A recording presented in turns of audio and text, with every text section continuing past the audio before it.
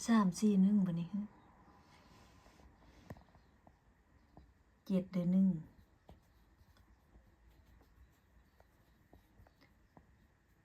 ข้อ3ตัวตรงเลยบ่มักปานใดแต่ว่าข้อ3ตัวเต็งตรง100 คูณ 100เลย100 คูณ 100เลย100 คูณ 100 พันคูณพันไปเลยขายสมบัติแม่มาซื้อเลย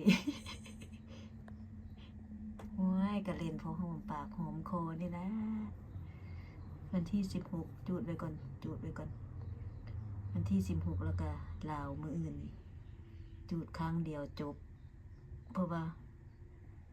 มื้อวันคารบุกงานต่อบ่มีเวลา1หรืออย่างนั้น1หรือ